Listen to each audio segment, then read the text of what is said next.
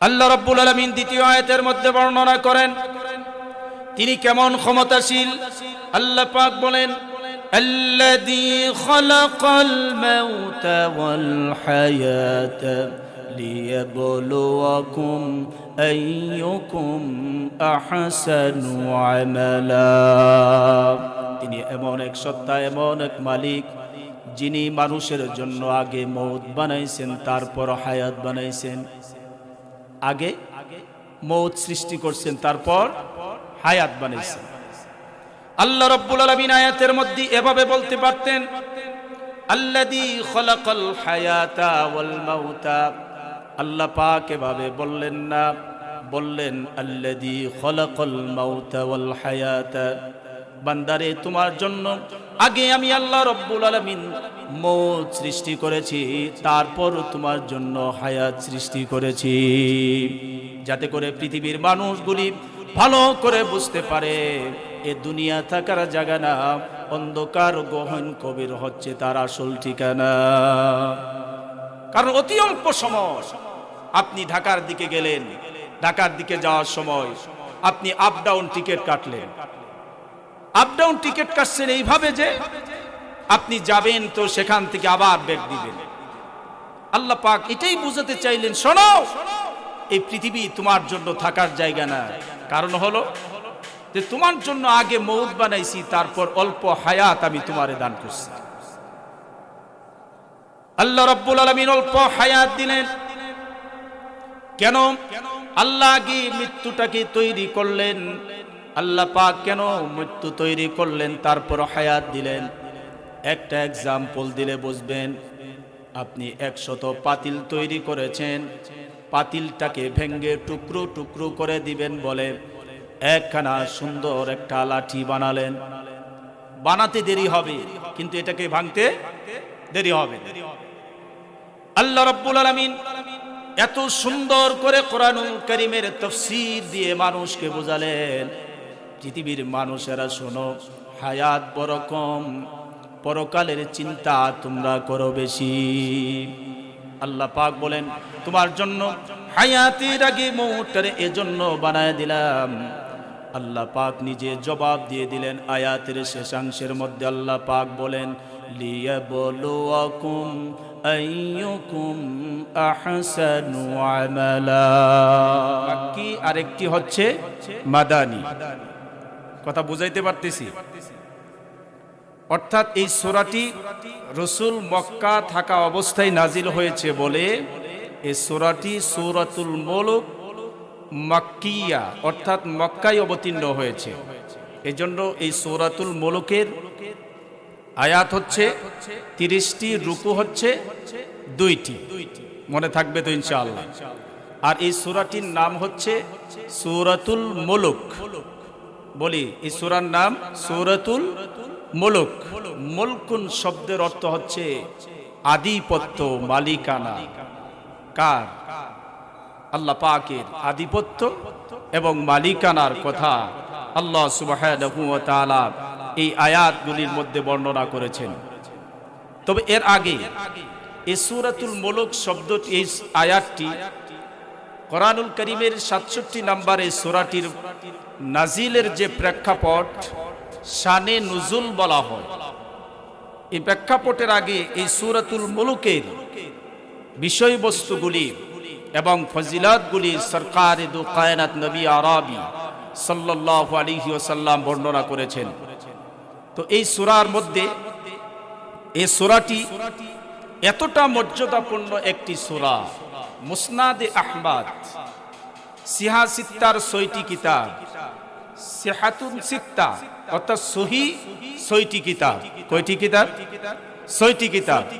বুখারী, মুসলিম, আবু দাউদ, নাসাই, ইবনে মাজাহ, মুয়াত্তা ইবনে মালিক, অর্থাৎ মুসনাদে আহমদে আবু হুরায়রা রাদিয়াল্লাহু তাআলা আনহু থেকে বর্ণিত। আবু হুরায়রা রাদিয়াল্লাহু তাআলা আনহু তিনি বলেন, এই সূরার ফজিলত কি বর্ণনা করেন। হযরত আবু হুরায়রা রাদিয়াল্লাহু তাআলা আনহু তিনি বর্ণনা করেছেন, রাসূলুল্লাহ সাল্লাল্লাহু আলাইহি ওয়াসাল্লাম বলেন, হযরতি আবু হুরায়রা রাদিয়াল্লাহু তাআলা আনহু আল্লাহর নবী থেকে হাদিস বর্ণনা করেন, সূরাতুল মুলক এতটা মর্যাদাবান্বিত একটি সূরা। সূরা সম্পর্কে তো জেনেছি না আমরা যে এই সূরাটার আয়াত হচ্ছে 30টি, রুকু হচ্ছে কয়টি? 2টি। আর কোরআনুল কারীমের 67 নাম্বার সূরা। আর এই সূরাটি নাজিল হয়েছে কোথায়? বুঝাইতে পারি না। কোথায় নাজিল হয়েছে? মক্কায়। মক্কায় অবতীর্ণ হয়েছে এই সূরাটি। তো এই সূরার মর্যাদা কি? মুসনাদে আহমাদে হযরতি আবু হুরায়রা, রাসূলের জলিলুল কদর একজন সাহাবী আবু হুরায়রা রাদিয়াল্লাহু তাআলা আনহু তিনি বর্ণনা করছেন, আল্লাহর নবী বলেন, আবু হুরায়রা রাদিয়াল্লাহু তাআলা আনহু হাদিসের রাবী, তিনি বর্ণনা করছেন, পৃথিবীর বুকে কোন মানুষ যদি সূরাতুল মুলক নামে সূরাটা তেলাওয়াত করে, এই সূরাতুল মুলক নামে 30 আয়াত সম্বলিত একটি সূরা যদি কোনো মানুষ প্রত্যহ তেলাওয়াত করে, কিয়ামতের ময়দানে এই সূরাটি আল্লাহ রাব্বুল আলামিনের কাছে ওই বান্দার পক্ষে ঝগড়া শুরু করে দিবে। ঝগড়া করতে থাকবে, আল্লাহ রাব্বুল আলামিনের কাছে বলবে, রব, এই বান্দা দুনিয়ার জমিনে আমাকে তেলাওয়াত করেছে, যতক্ষণ না তুমি তাকে জান্নাতে পৌঁছাও ততক্ষণ পর্যন্ত তোমার সাথে আমার ঝগড়া লেগেই থাকবে। যেরকম সুবহানাল্লাহ। হাদিসের রাবীকে আবু হুরায়রা। আবু হুরায়রা রাদিয়াল্লাহু তাআলা আনহু তিনি খেয়ে না খেয়ে বুকে পাথর বেঁধে রাসূলের কাছে পড়ে থাকতেন দরবারে। তারপরও একটি হাদিসকে সংকলন তিনি করেছেন। আবু হুরায়রা রাদিয়াল্লাহু তাআলা আনহু বলেন, দুনিয়ার বুকে কোনো মানুষ যদি সূরাতুল মুলক তেলাওয়াত করে, এ বান্দাটা দুনিয়া থেকে বিদায় হয়ে যাবে। বিদায় হয়ে যাওয়ার পরে বাজার থেকে সাদা মার্কিনি কাপড় পরানো হবে, জানাজা কমপ্লিট হবে, মদফন করা হবে। মানুষগুলি যখন সবাই যার ঘরে চলে যাবে, এমনি করে কবরের মধ্যে মুনকার নাকির চলে আসবে। যে তেলাওয়াতকারী পৃথিবীর জমিনে তেলাওয়াত করে কবরে শুয়ে আছে, ওই বান্দার বুকের উপরে, সিনার উপরে এই সূরাতুল মুলক ময়ূরের বেশে তার সিনায় অবস্থান করতে থাকবে। কতটা সম্পূর্ণ তো একটা সূরা, মর্যাদা সম্পন্ন একটি সূরা সূরাতুল মুলক। ডান দিক থেকে আযাব শুরু করবে কবরে যাওয়ার জন্য, বাম দিক থেকে আযাব আসা শুরু করবে কবরের ভিতরে। কিন্তু ময়ূরের বেশে যে সূরাটি তেলাওয়াত হচ্ছে, এই সূরাটি এমন করে বলবে না, তুমি এমন করে এ কবরের মধ্যে তুমি আযাব দিতে পারো না। কারণ হলো দুনিয়ার জমিনে মর্যাদা সম্পন্ন একটা সূরা সূরাতুল মুলকের তেলাওয়াত করতে এ কবরবাসী কোনো প্রকার কার্পণ্যতা করে নাই। সব সময় এই সূরাটা বেশি বেশি তিনি তেলাওয়াত করেছেন। কাজে আমি এ কবরের মধ্যে অবস্থান করছি এজন্য যে ডান দিক থেকে, বাম দিক থেকে, পিছন থেকে, সামনে থেকে, কোনো দিক থেকে কোনো আযাব এ কবরে আর ঢুকতে পারবেন না, বলি সুবহানাল্লাহ। আমরা যারা নিজেরা সূরাতুল মুলকের তেলাওয়াত জানি, প্রত্যহ ঈশার নামাজের পরে অন্তত সূরাতুল মুলকের 30 আয়াত সম্বলিত এই সূরাটা তেলাওয়াত করব। যদি না পারি, যিনি কোরআনের তেলাওয়াত জানেন তার পাশে বসে বসে সূরাতুল মুলকের তেলাওয়াত শুনবো, বলি ইনশাআল্লাহ। শুনবো তো ইনশাআল্লাহ। আমার ঘরে যদি আমার স্ত্রী কোরআনের তেলাওয়াত জানে, আমার ঘরে যদি আমার সন্তান কোরআনের তেলাওয়াত জানে, আমার ঘরে যদি কেউ কোরআনের তেলাওয়াত জানে, তাহলে তাকে বলবো সূরাতুল মুলকের তেলাওয়াত করে আমারে শোনাও। আল্লাহর নবী সাল্লাল্লাহু আলাইহি ওয়াসাল্লামের আব্দুল্লাহ ইবনে আব্বাস রাদিয়াল্লাহু তাআলা আনহু তাফসীর ইবনে কাসির খুললে বুঝতে পারবেন, আব্দুল্লাহ ইবনে আব্বাস রাদিয়াল্লাহু তাআলা আনহু, যাকে রাইসুল মুফাসসিরিন বলা হয়, সকল মুফাসসিরের নেতা বলা হয়, আব্দুল্লাহ ইবনে আব্বাস রাদিয়াল্লাহু তাআলা আনহু তিনি বর্ণনা করেন, আল্লাহর নবী সাল্লাল্লাহু আলাইহি ওয়াসাল্লাম থেকে তিনি বলেন, একদল লোক সাহাবায়ে কেরাম একটা জঙ্গলের মাঝে, একটা জঙ্গলের মধ্যে গিয়া তারা তাবু গেড়ে বসলো। তাবু গেড়ে বসার পরে একজন সাহাবী তাবুর ভিতর থেকে বের হয়ে গেল। তাবু থেকে বের হওয়ার পরে এমন একটা জায়গায় তাবু গেড়েছে যার পাশেই ছিল একটা কবর। তারা বুঝতে পারে নাই এখানে একটা কবর আছে। এই কবর, এই তাবুর মধ্যে যখন তারা অবস্থান করতে লাগলো, কবরের ওই কোণা থেকে কোরআনুল কারীমের তেলাওয়াত করে বেশি আসা আরম্ভ করে দিল। সুবহানাল্লাহ। আজকেই বলবেন না আগামীকাল বলবেন, নাকি আমি বুঝাইতে পারতেছি না?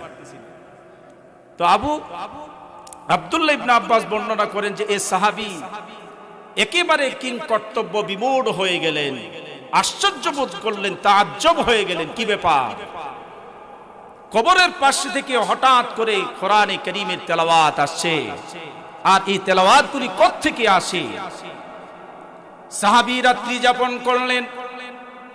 যারা তাবুর মধ্যে ছিলেন পরদিন আল্লাহর নবীর হুজরার মধ্যে হাজির হয়ে গেলেন। আল্লাহর নবীকে জিজ্ঞাসা করলেন, ইয়া রাসূলুল্লাহ, আমরা ওই জঙ্গলের মধ্যে তাবু গেড়ে বসেছিলাম একটা কবরের পাশে। এ কোরআনুল কারীমের তেলাওয়াত, সূরাতুল মুলুকের তেলাওয়াত যখন বেশি আসতেছিল, বড় আশ্চর্য বোধ করতেছিলাম কোত্থেকে কোরআনের তেলাওয়াত আসে। আমি একজন বের হয়ে দেখি কবরের ওই কোণা থেকে সূরাতুল মুলুকের আওয়াজ বেশি আসছে। আল্লাহর নবী জানায়া দিলেন, শোনো, পৃথিবীর জমিনে ওই মকবুল বান্দা কবরের গহীনে শুয়ে আছে, যিনি পৃথিবীর জমিনে তার দৈনন্দিনের ইশার পরের সূরাতুল মুলুকের তেলাওয়াত কোনোদিন তিনি ছাড়েন নাই। সে সূরাতুল মুলুকের তেলাওয়াত সেখান থেকে আসছে। যে আশ্চর্য বোধ হওয়ার কিছু নাই, কারণ কোরআনুল কারীমের মধ্যে মর্যাদা সম্পন্ন সূরা হচ্ছে এই সূরাতুল মুলুক। এইভাবে যদি এর ফজিলত বর্ণনা করা হয় অনেক সময় লাগবে। এই সূরাতুল মুলুকের 30টা আয়াত থেকে আমি 2টি আয়াত পড়েছি, সময় বড় কম, রাত্রি গভীর হয়ে যাবে, এই জন্য ফজর কাজা হয়ে যাবে। আমি সূরাতুল মুলুকের 2টি আয়াত তেলাওয়াত করেছি। আল্লাহ পাক আয়াতের শুরু দিয়ে তাবারাকা শব্দ ব্যবহার করেছেন। যিনি মহিমান্বিত, যিনি সর্বশক্তিয়ান, গরিয়ান, মহিয়ান, যার আধিপত্য তাম পৃথিবীর মানুষের উপরে চলে, যা গোটা পৃথিবীর জমিনে চর্ম চোখে যা দেখি আর না দেখি, তিনি সব বিষয়ে তিনি মালিক। আল্লাহ পাক বর্ণনা করেন, তাবারাকাল্লাযী বিয়াদিহিল মুলক ওয়া হুয়া আলা কুল্লি শাইইন কাদির। যেরকম আল্লাহু আকবার। আল্লাহ রাব্বুল আলামিন বলেন, মহামহিমান্বিত তিনি, মহাগরিয়ান্বিত তিনি, তিনি সর্ব বিষয়ের আধিপত্য যিনি মালিক, তিনি মহামান্বিত, সর্বময় কর্তৃত্ব যার হাতের মধ্যে। আল্লাহ পাক বলেন, আল্লাযী বিয়াদিহিল মুলক, তিনি এমন এক স্রষ্টা যার হাতের মধ্যে রয়েছে গোটা বিশ্ব। ইসরাফিল আলাইহিস সালাতু ওয়াস সালাম পৃথিবীর শুরু লগ্ন থেকে সিংহা নিয়ে বসে আছে। আল্লামা ইবনে কাসির রহমাতুল্লাহি আলাইহি বলেন, সিংহা নিয়ে তিনি বসে আছে। যখন পৃথিবীটা ধ্বংস হয়ে যাবে, ইসরাফিল যখন সিংহায় ফুৎকার দিয়ে দিবে, এই সিংহায় ফুৎকার দেওয়ার পরে আল্লাহ রাব্বুল আলামিন তিনি এতটা শক্তিমান, তিনি যিনি সাত আসমান আর জমিনকে তিনি চাদরের মতো তিনি তার হাতের মধ্যে পেঁচিয়ে নেবেন। যেমন শীতের এই মৌসুমে আমাদের গায়ের চাদরকে আমরা হাতের মধ্যে পেঁচিয়ে নেই, ঠিক এমন এক স্রষ্টা, তিনি এমন শক্তিমান, যিনি ইসরাফিলের সিংহায় ফুৎকারের পরে আসমান আর জমিন, সাত আসমান সাত জমিনকে তিনি তার হাতের মধ্যে তিনি পেঁচিয়ে নেবেন। ক্ষমতার, সর্বোপরি ক্ষমতার মালিক হচ্ছেন তিনি আল্লাহ। জোরে বলি সুবহানাল্লাহ। আল্লাহ রাব্বুল আলামিন দ্বিতীয় আয়াতের মধ্যে বর্ণনা করেন তিনি কেমন ক্ষমতাশীল। আল্লাহ পাক বলেন, الذي خلق الموت والحياة ليبلوكم أيكم أحسن عملا তিনি এমন এক সত্তা, এমন এক মালিক, যিনি মানুষের জন্য আগে মৌত বানাইছেন, তারপর হায়াত বানাইছেন। আগে মৌত সৃষ্টি করছেন, তারপর হায়াত বানাইছেন। আল্লাহ রাব্বুল আলামিন আয়াতের মধ্যে এভাবে বলতে পারতেন, আল্লাযী খলাকাল হায়াতা ওয়াল মাউতা। আল্লাহ পাক এভাবে বললেন না, বললেন আল্লাযী খলাকাল মাউতা ওয়াল হায়াতা। বান্দারে, তোমার জন্য আগে আমি আল্লাহ রাব্বুল আলামিন মৌত সৃষ্টি করেছি, তারপর তোমার জন্য হায়াত সৃষ্টি করেছি, যাতে করে পৃথিবীর মানুষগুলি ভালো করে বুঝতে পারে এ দুনিয়া থাকার জায়গা না, অন্ধকার গহন কবির হচ্ছে তার আসল ঠিকানা। কারণ অতি অল্প সময় আপনি ঢাকার দিকে গেলেন, ঢাকার দিকে যাওয়ার সময় আপনি আপ ডাউন টিকিট কাটলেন। আপ ডাউন টিকিট কাটছেন এইভাবে যে আপনি যাবেন তো সেখান থেকে আবার ব্যাক দিবেন। আল্লাহ পাক এটাই বুঝাতে চাইলেন, শোনো, এই পৃথিবী তোমার জন্য থাকার জায়গা না। কারণ হলো যে তোমার জন্য আগে মৌত বানাইছি, তারপর অল্প হায়াত আমি তোমারে দান করছি। আল্লাহ রাব্বুল আলামিন অল্প হায়াত দিলেন কেন? আল্লাহ আগে মৃত্যুটাকে তৈরি করলেন। আল্লাহ পাক কেন মৃত্যু তৈরি করলেন, তারপর হায়াত দিলেন? একটা এক্সাম্পল দিলে বুঝবেন। আপনি 100 পাতিল তৈরি করেছেন, পাতিলটাকে ভেঙ্গে টুকরো টুকরো করে দিবেন বলে একখানা সুন্দর একটা লাঠি বানালেন। বানাতে দেরি হবে, কিন্তু এটাকে ভাঙতে দেরি হবে। আল্লাহ রাব্বুল আলামিন এত সুন্দর করে কোরআনুল কারীমের তাফসীর দিয়ে মানুষকে বোঝালেন, পৃথিবীর মানুষেরা শোনো, হায়াত বড় কম, পরকালের চিন্তা তোমরা করো বেশি। আল্লাহ পাক বলেন, তোমার জন্য হায়াতের আগে মৌতটারে এজন্য বানায় দিলাম। আল্লাহ পাক নিজে জবাব দিয়ে দিলেন আয়াতের শেষাংশের মধ্যে। আল্লাহ পাক বলেন, লিয়াবলুয়াকুম আইয়ুকুম আহসানু আমালা। দুনিয়ার জমিনে নেক আমলের প্রতিযোগিতা করবা। কিসের প্রতিযোগিতা? নেকের প্রতিযোগিতা করবা। দুনিয়াতে একজন যদি নামাজি হয়, পাঞ্জেগানা নামাজ আদায় করে, তাহলে তুমি পাঞ্জেগানা নামাজের সাথে একজন নামাজি 5 ওয়াক্ত নামাজ বা জামাত আদায় করে, কিন্তু বান্দা নফল পড়ে না, তাহলে তুমি নফল আদায় করবা। দেখলা ওই বান্দা ফরজ আদায় করে, নফল আদায় করে, তাহলে তুমি অতিরিক্ত তাহাজ্জুদের নামাজে ব্যস্ত হয়ে যাবা। কারণ হলো অতি অল্প সময়, এ সময়টুকু দুনিয়ার জমিনে নেক আমলের প্রতিযোগিতার জন্য আল্লাহ রাব্বুল আলামিন বানাইছেন। এই আয়াতের মধ্যে আহসান শব্দ নিয়ে আসছেন আল্লাহ তাআলা। উলামায়ে কেরাম, আমার কথা বুঝতে তাদের সহজ হবে। উলামায়ে কেরাম এই আয়াতের তাফসীর করেছেন। আমরা তো অনেক ঘটনাগুলোকে পছন্দ করি না? যে লম্বা বিশদ হৃদয় বিদারক ঘটনা বলবে, এটা ভালো লাগবে, পরদিন বলবে হুজুর খুব সুন্দর ওয়াজ করছে। কিন্তু যদি তাফসীর করা হয় তাহলে বলবে যে হুজুর কি বললো, বুঝলাম না তো। তো আল্লাহ রাব্বুল আলামিন এই আয়াতের মধ্যে আহসান শব্দ নিয়ে আসলেন। এরকম আহসান শব্দ কি কোরআনুল কারীমের মধ্যে বিভিন্ন আয়াতের মধ্যে আল্লাহ পাক আহসান শব্দ নিয়ে আসলেন। আল্লাহ পাক কোরআনুল কারীমের মধ্যে সূরাতুত তিন নামে একখানা সূরা নাজিল করলেন। এই সূরাতুত তিনের মধ্যে আল্লাহ পাক আহসান শব্দ নিয়ে আসলেন। আল্লাহ পাক বুঝাতে চাইলেন আহসান কেমন হয়। আল্লাহ রাব্বুল আলামিন বললেন, লাকাদ খালাকনাল ইনসানা ফি আহসানি তাকওয়িম। আল্লাহ পাক বুঝালেন পৃথিবীতে যা কিছু সৃষ্টি করেছি তার মধ্যে মানুষকে আমি সবচেয়ে সুন্দর করে সৃষ্টি করেছি। তাহলে এই আয়াতের মধ্যে আল্লাহ পাক বললেন হায়াত আর মওত দেওয়ার জন্য, এই জন্য যে দুনিয়াতে নেকের প্রতিযোগিতা করবা। আহসান দিয়ে আল্লাহ পাক বুঝালেন। কোরআনুল কারীমের আর এক আয়াতের মধ্যে আল্লাহ পাক বলেন, ووصينا الإنسان بوالديه إحسانا حملته أمه كرها ووضعته كرها আল্লাহ পাক বললেন পৃথিবীর সকল সন্তানগুলিকে বলেছি তোমরা তোমাদের মাতা পিতার সাথে উত্তম আচরণ করবা।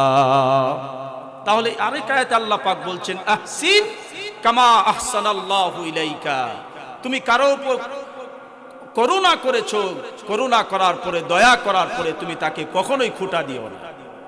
অর্থাৎ এই আয়াতের শেষাংশের মধ্যে আল্লাহ পাক বললেন লিয়াবলুয়াকুম আইয়ুকুম আহসানু আমালা। এই আহসান দ্বারা আল্লাহ এটাই বুঝালেন যে দুনিয়াতে তোমরা নেক আমলের প্রতিযোগিতা করবা, গুনাহের প্রতিযোগিতা ছাড়বা। সাহাবায়ে কেরাম নেকের প্রতিযোগিতা কেমন করতে হয় এই আয়াতের তাফসীরগুলি সাহাবায়ে কেরাম নিজেরা নিজেদের জীবন দিয়ে 3 রাত প্রকাশ করে গেছেন, বুঝায় গেছেন। হযরতে ওমর ফারুক রাদিয়াল্লাহু তাআলা আনহু পাহাড়ের গিরিপথে চলে গেলেন, ভাবতে লাগলেন এই পাহাড়ে কোনো মানুষের বসতি আছে কিনা, যদি এই পাহাড়ের এই লোকালয়ে যদি কোনো মানুষের বসতি থেকে যায় আর আমি ওমর যদি এই পরিবারের জন্য সহযোগিতা করতে না পারি তাহলে কিয়ামতের ময়দানে আল্লাহর আদালতে বড় মামলা খেয়ে যাব। তার চিন্তা যেমন, চিনতে লাগলেন যে আমি বিভিন্ন ফ্যামিলির খোঁজ খবর পর্যন্ত আমি রাখি, কিন্তু আমি ওমর তো জানি না যে এই পাহাড়ের পাদদেশে কেউ বসবাস করে কিনা। হযরত ওমর ফারুক রাদিয়াল্লাহু তাআলা আনহু যখন পাহাড়ের পাদদেশে দিয়া উপরের টিলাগুলি যখন উঠতে লাগলেন, দূর থেকে তিনি দেখতে পেলেন পাহাড়ের একটা কোণার মধ্যে একটা জীর্ণ শীর্ণ ঘর দেখা যায়, জরাজীর্ণ ঘর দেখা যায়। হযরত ওমর ফারুক রাদিয়াল্লাহু তাআলা আনহু চিন্তা করলেন হতে পারে এই ঘরের মধ্যে কোনো মানুষের বসত রয়েছে। আস্তে আস্তে করে ওই ঘরের কাছে চলে গেলেন। ঘরের পাশে যাওয়ার পরে দেখলেন একটা মহিলা 2টা সন্তান নিয়ে এই পাহাড়ের চূড়ায় অবস্থান করছে। ওমর রাদিয়াল্লাহু তাআলা আনহু এই মহিলা আর 2টা সন্তান দেখে তার হৃদয়টা মনের অজান্তেই ডুকরে কেঁদে উঠল, চোখের পানি ফেলতে লাগলেন। হায়রে, এই পাহাড়ের চূড়ার মধ্যে এই মহিলা এতদিন পর্যন্ত অপেক্ষা করলো, কত কষ্ট মনে হয়েছে সে তার এই জঙ্গলের গিরিপথের মধ্যে থাকতে লাগলো, আর আমি ওমর খবর নিতে পারলাম না। এই মহিলা আর এই 2টা সন্তান যদি কিয়ামতের ময়দানে আল্লাহর আদালতে আমার বিরুদ্ধে মামলা দায়ের করে তাহলে আমি ওমর তো লাজবাব হয়ে যাব, জবাব দিতে পারবো না। দেখেই তিনি ভাবতে লাগলেন। এই ঘরওয়ালাকে সালাম দিলেন, আসসালামু আলাইকুম ইয়া আহলাল বাইত। ঘরের ভিতর থেকে জবাব আসলো, ওয়ালাইকুম আসসালাম। কে আপনি, কিসের জন্য এসেছেন? তাফসীরে ইবনে কাসির আল্লামা ইবনে কাসির রাহমাতুল্লাহি আলাইহি এই আয়াতের তাফসীর করেছেন। এমন মুহূর্তে ভিতর থেকে যখন সালামের জবাব আসলো, হযরতে ওমর ফারুকের বুঝার কোনো বাকি রইল না, এ হচ্ছে আমার জাতি মুসলমানদের একজন মুসলমান ভাইয়ের খবর নিবে, আর আমি খবর নিতে পারলাম না। সালামের জবাব দেওয়ার পরে হযরত ওমর ফারুক রাদিয়াল্লাহু তাআলা আনহু জিজ্ঞাসা করলেন, মা, আপনি এই পাহাড়ের চূড়ার মধ্যে কতদিন যাবত হলো আপনি অবস্থান করছেন? মহিলা জবাব দিলেন, কে আপনি? আমার পরিবারের খবর কেনই বা আপনি নিতে চান? মহিলা জবাব দিল, আজ 6টি মাস হয়ে গেল এই পাহাড়ের চূড়ায় বসে আমার সন্তানগুলো নিয়ে আমি থাকি। ওমর বললেন, 1 মাস 2 মাস হলে উত্তরের কথা, কিন্তু 6 মাস যাবত ধরে এই পাহাড়ের চূড়ায় সে থাকে। আহা, কত কষ্টে জীবন তার যাপন হচ্ছে। আমার রবের দরবারে দাঁড়ায়া মুখ ফিরায়া থাকা ছাড়া আর কোনো উপায় নেই। ডাক দিয়ে বললেন, মা, আপনি 6টি মাস এখানে থাকেন, এই সন্তানগুলার পিতার কি খবর আপনি কি বলতে পারেন? এই মহিলা জবাব দিলেন, আজ 6টা মাস হয়ে গেল আমার সন্তান দুইটারে এতিম করে আমার স্বামী দুনিয়া থেকে বিদায় হয়ে গেল। সন্তানদের পেটের খাবার জোগানোর জন্য আমি এই পাহাড়ের চূড়ায় অবস্থান করছি। এজন্য সারাদিন ভর আমি লাকড়ি কেটে কেটে বিকালে বাজারে বিক্রি করে যে টাকা হয়, এ টাকা দিয়ে চাল ডাল কিনে কিনে আমি আমার সন্তান এতিম সন্তানদের মুখের খাবার তুলে দেব। কে আপনি? আপনার থেকে তো চিনি না। তবে বড় আশ্চর্যের বিষয় হলো কি জানেন, আমি যেদিন এখানে এসেছি, আসার পর মুসলমানদের একজন, প্রত্যেক দিন আমরা 3 জন কি খাবো এই খাবারটুকু দৈনিক খাবার পৌঁছায় দিয়ে যায়। সুবহানাল্লাহ বলবেন না? উমর রাদিয়াল্লাহু তাআলা জানতে চাইলেন কি খাবার খায়, কিন্তু মহিলা জবাব দিলেন কি, দৈনন্দিনের খাবার মুসলমানদের একজন প্রতিদিন খাবার পৌঁছায় দিয়ে যায়। হযরত উমর ফারুক রাদিয়াল্লাহু তাআলা আরো আশ্চর্য হয়ে গেলেন। আমি খবর নিতে পারি নাই, তারপরও মুসলমানদের একজন প্রতিদিনের খাবার পৌঁছে দিয়ে যায়, তাহলে কিয়ামতের ময়দানে তো নেকের দিক দিয়ে সে আগায় যাবে আর আমি উমর পিছায় যাব। আল্লাহ তো হায়াত আর মউত দিয়েছেন নেক আমলের প্রতিযোগিতার জন্য। প্রতিযোগিতা করলাম বটে, কিন্তু তার চেয়ে নেকের দিক দিয়ে আমি বড় পিছায় গেলাম। উমর রাদিয়াল্লাহু তাআলা আনহু বললেন, উনি কখন আসেন? আপনার খাবারটুকু কখন দেয়া যায়? উনি বললেন যে সুবহে সাদিকের যখন সময় হয়, পৃথিবীর কেউ যাতে না দেখে, সুবহে সাদিকের আগেই তিনি খাবার, আমাদের দৈনন্দিনের খাবার পৌঁছে দিয়ে যায়। ওমর রাদিয়াল্লাহু তাআলা আনহু বললেন, দৈনন্দিনের খাবার সুবহে সাদিকের আগে যে পৌঁছে দিয়ে যায়, এই ব্যক্তিটাকে তাকে আমাকে চিনতে হবে এবং জানতে হবে তার পরিচয় বা কি। এই ব্যক্তির সন্ধানের জন্য ওমর ফারুক রাদিয়াল্লাহু তাআলা আনহু চিন্তা করলেন, উনি যে সুবহে সাদিকের সময় খাবার পৌঁছে দিয়ে যায়, আমি সুবহে সাদিকের আগেই আমি এ পাহাড়ের টিলায় অবস্থান করতে লাগবো। লোকটিকে জানার দরকার। লোকটাকে সুবহে সাদিকের আগে হযরত ওমর ফারুক রাদিয়াল্লাহু তাআলা আনহু তিনি আপাত মস্তক কাপড় দ্বারা ঢাকলেন, যাতে তাকে দেখলে না চিনে। তাকে দেখলে চিনলে হয়তো এই পরিবারের খাবার আজকে আর দিবে না। এই জন্য নিজের পুরো শরীরটাকে একেবারে ঢেকে নিলেন। ঢেকে দেওয়ার পরে তিনি একটা বড় পাথরের পাশে গিয়া দাঁড়ালেন, কারণ সুবহে সাদিকের সময় হবে আর উনি খাবার নিয়ে, এই দুস্থ পরিবারের খাবার নিয়ে আসবেন। ওমর রাদিয়াল্লাহু তাআলা আনহু দেখলেন এক ব্যক্তি আগমন করলো পাহাড়ের ওই জরাজীর্ণ ঘরের পাশে, কিন্তু দূর থেকে আমি চিনতে পারলাম না, কারণ এ লোকটিও যে বড় চালাক, তার পুরো শরীরটাকেও তিনি চাদর দ্বারা আবৃত করে নিয়েছেন। কত বড় চালাক, তেনাকে যেন কেউ চিনতে না পারে, এই জন্য তিনি তার পুরো শরীরটাকেও চাদর দ্বারা ঢাকছেন। ওমর রাদিয়াল্লাহু তাআলা আনহু দেখলেন লোকটি ওই জরাজীর্ণ ঘরে ঢুকলো, একটা পানি নেওয়ার জন্য মস্কো নিয়ে হাতে নিল, মস্কো হাতে নিয়ে ঝর্ণার দিকে রওনা করলো।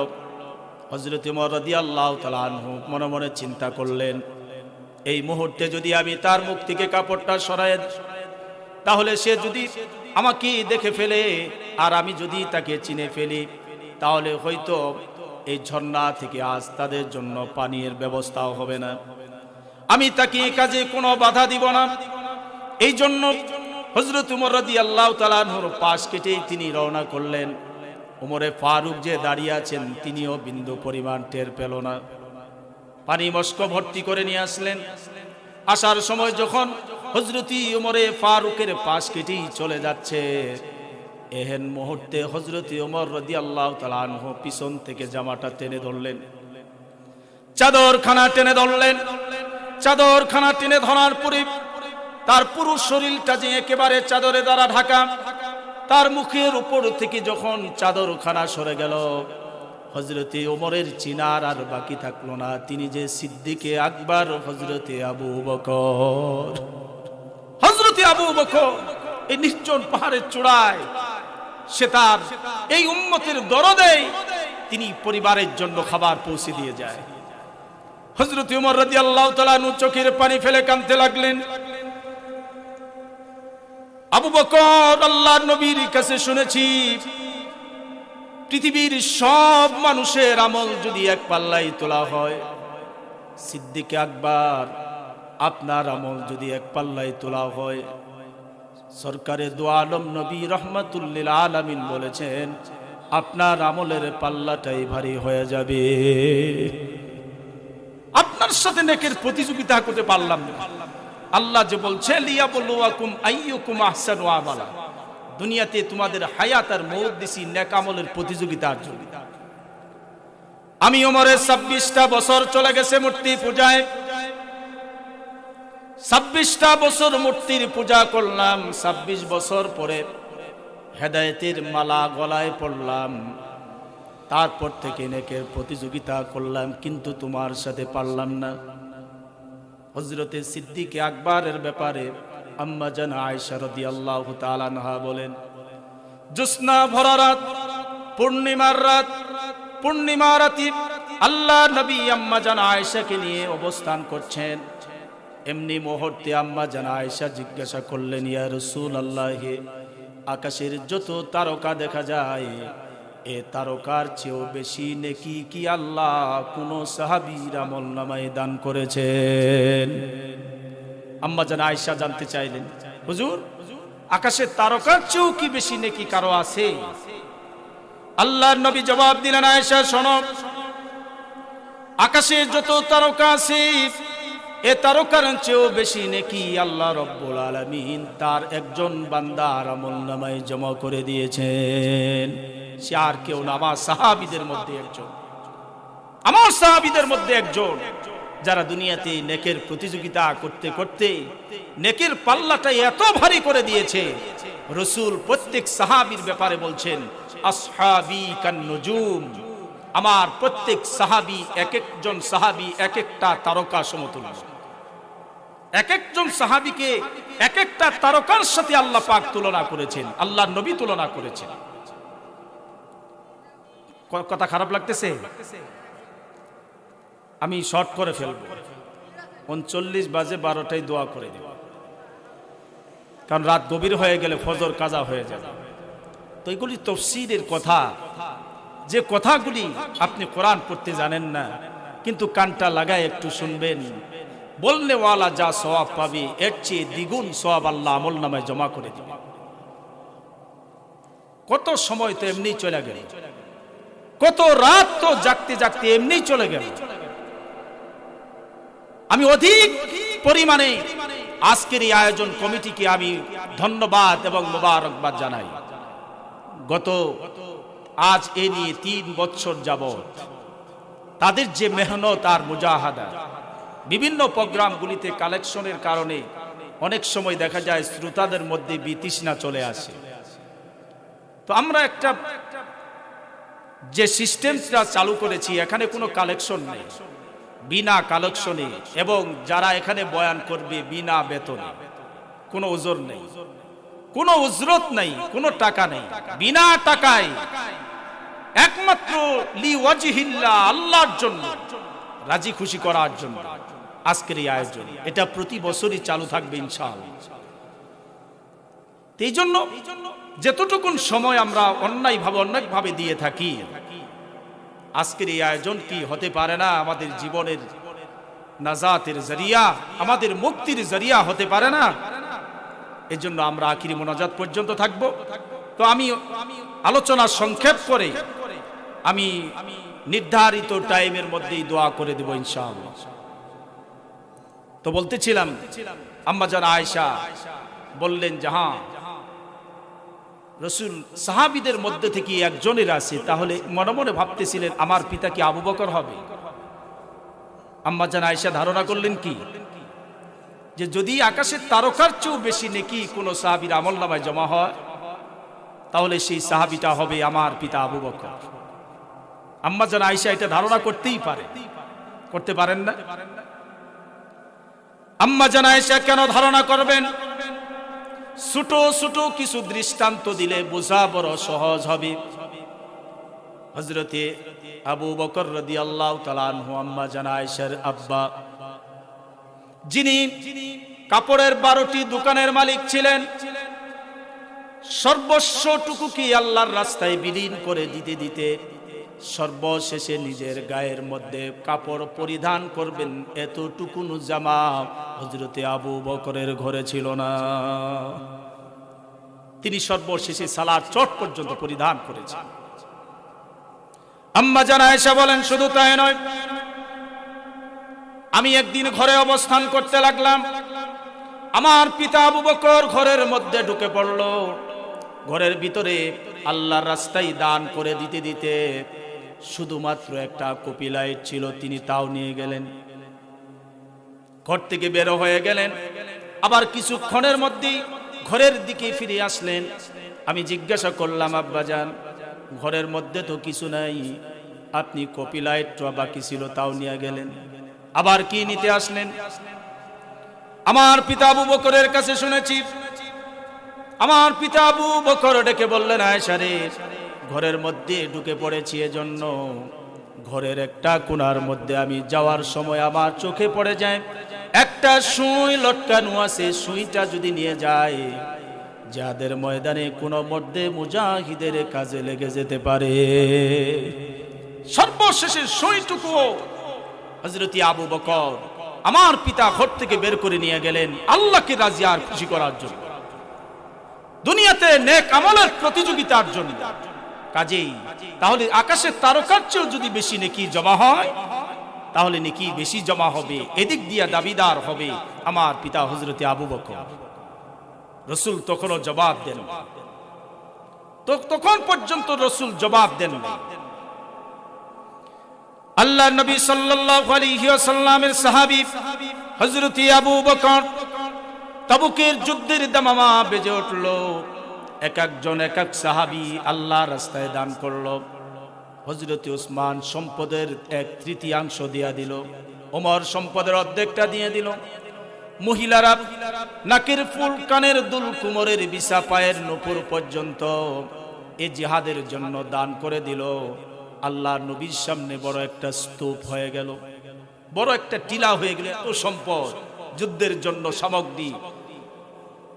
আল্লাহর নবী দেখলেন সকল সাহাবীরা এই যুদ্ধের জন্য দান করলো, কিন্তু আবু বকরকে আল্লাহর নবী তিনি দেখতে পেলেন না। আল্লাহর নবী ডাক দিয়ে বললেন, আমি সবাইকে দেখতে পাচ্ছি, কিন্তু আমি আমার আবু বকরকে কেন দেখি না? আবু বকর দেওয়ালের একটা আড়ালে প্লেটের মধ্যে কিছু গম আর কিছু দিরহাম নিয়া অপেক্ষা করতেছেন। আল্লাহর নবী যখন ডাক দিলেন, আবু বকর, আবু বকর কত দেখি না। আবু বকর চোখে পানি ফেলতে ফেলতে এই প্লেটের মধ্যে কিছু গম আর দিরহাম নিয়া রাসূলের কাছে হাজির হয়ে গেছে।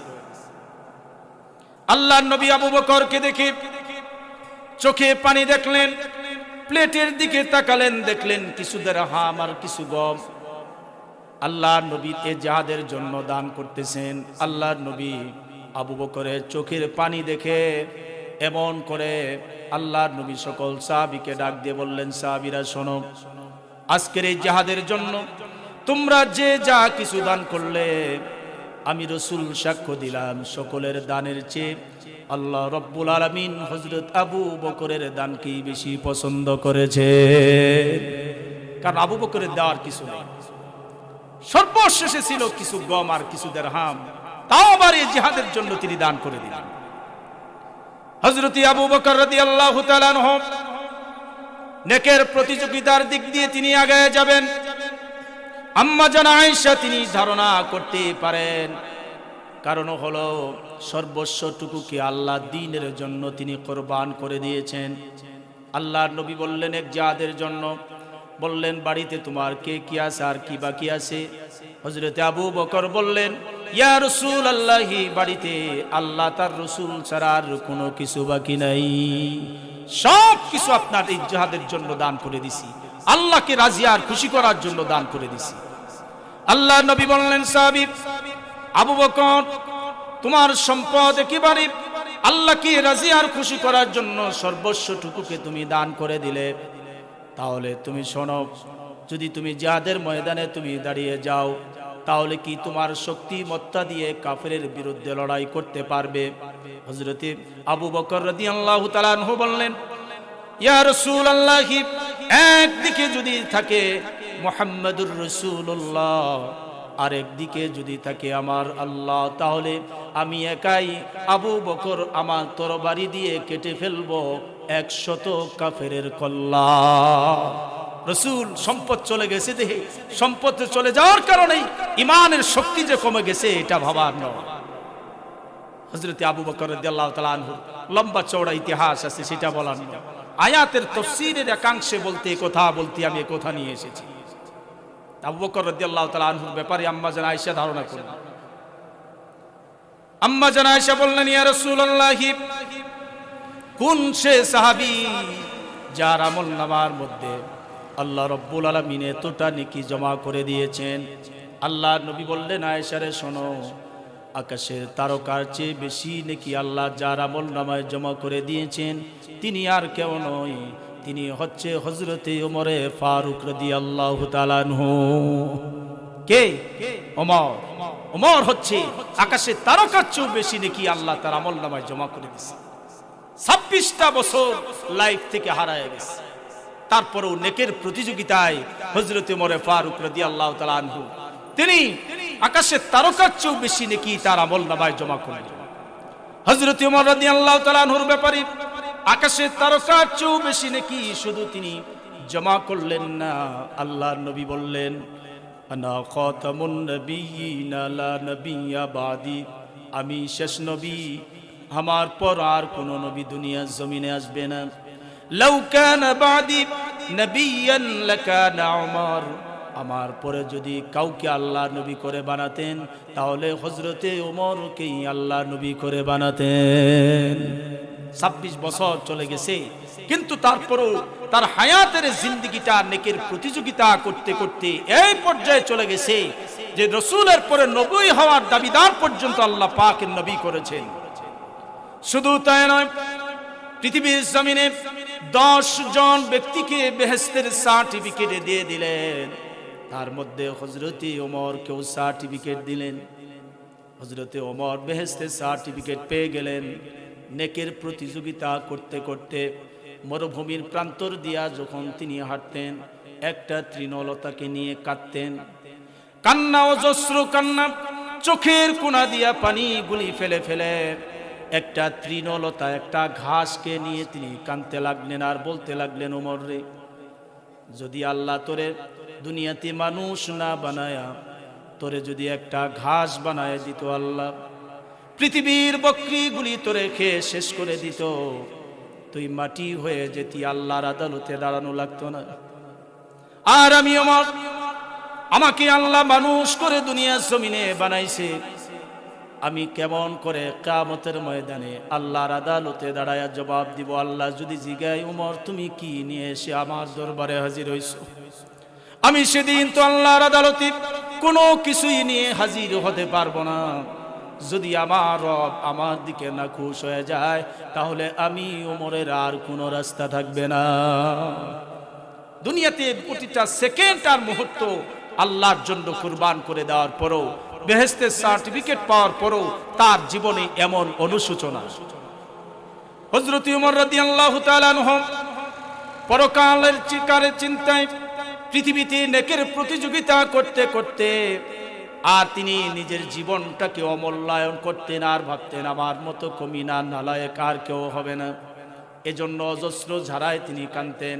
হযরত ওমরকে যদি কেউ জিজ্ঞাসা করত, জান্নাতে কে আগে যাবে, জাহান্নামে কে আগে যাবে, হযরত ওমর বলতেন, জান্নাতে যদি যায় তাহলে আমি আগে যাব, জাহান্নামে যদি যায় তাহলে আমি ওমরই আগে জাহান্নামে চলে যাব। আশা এবং ভয় হযরত ওমর রাদিয়াল্লাহু তাআলা আনহু দিলের মধ্যে তার ছিল। তিনি এতটা ভয় করতেন পরকালকে, ক্ষণস্থায়ী এই জিন্দেগিটাকে নেকের কাজে কাটাতে পারলাম কিনা। এজন্য তিনি তার চোখের কোণা দিয়ে এতটা পানি ফেলে কাঁদতেন, সর্বাত্মক সময় তিনি কাঁদতেন পরকালকে সামনে নিয়ে। কাঁদতে কাঁদতে তার দু চোখের পাশ দিয়ে দুটি কালো দাগ পড়ে গেল। এটা খারাপ দেখা যায় বলে তার সাথীরা বলল, আপনার দু চোখের পাশ দিয়ে দুইটা কালো দাগ বড় খারাপ দেখা যায়, এটাকে অপারেশন করতে হবে, এটাকে আপনার এই চোখের পাশ থেকে এটাকে মুছে ফেলতে হবে। কিন্তু হযরত ওমর ডাক দিয়া বললেন, না, আমার এই চোখের পাশ দিয়া কালো দাগটারে মুছে ফেলবো না। কিয়ামতের ময়দানে আল্লাহ রাব্বুল আলামিন যদি আমাকে জিগায়, ওমর তুমি কি নিয়ে এসে হাজির হয়েছো, সেদিনটিতে অন্তত এ কথা বলতে পারবো, রব্বুল আলামিন আমি ওমর কোনো কিছু আপনার দরবারে নিয়ে আসতে পারি নাই, তবে আপনার জাহান্নামের ভয়ে, আপনার আযাবের ভয়ে কাঁদতে কাঁদতে দু চোখের পাশ দিয়া দুইটা কালো দাগ ফেলে দিয়েছি, এছাড়া আমি ওমরের জীবনের কোনো সম্বল নাই। আমাদের কি অবস্থা, আমাদের কি অবস্থা, হযরত ওমর ফারুকের কি অবস্থা, যারা দুনিয়ার জমিনে বেহেশতের সার্টিফিকেট পাইলেন তাদের কি অবস্থা। মাহফিল থেকে কি নিয়ে যাওয়া অনুশোচনা। আমি বয়ান করে আপনাকে কাঁদাতে না পারি, কিন্তু অনুশোচনা তো আপনার দিলে আসবে, এতটুকুন যেন করতে পারি। আমি বয়ান করে কাউকে হাসাতেও পারি না, আমি বয়ান করে কাউকে কাঁদাতেও পারি না, এমন শক্তি আমার নেই, কিন্তু এতটুকুন মনে করি যে আমার বয়ানের কারণে যেন একজন মানুষের দিলে অনুশোচনা আসে। আমি পরকালের যাত্রী, আমাকে যেতে হবে আর পৃথিবীর জমিনে কিছু করতে হবে। এজন্য মুসলমান ভাইয়ের আমার, আজকের এই যে আয়োজন, তাদের মেহনত আর মুজাহাদা সাফল্য তখনই আসবে যখন আপনার আমার এই জিন্দেগি নেক আমলের জিন্দেগিতে পরিণত হবে।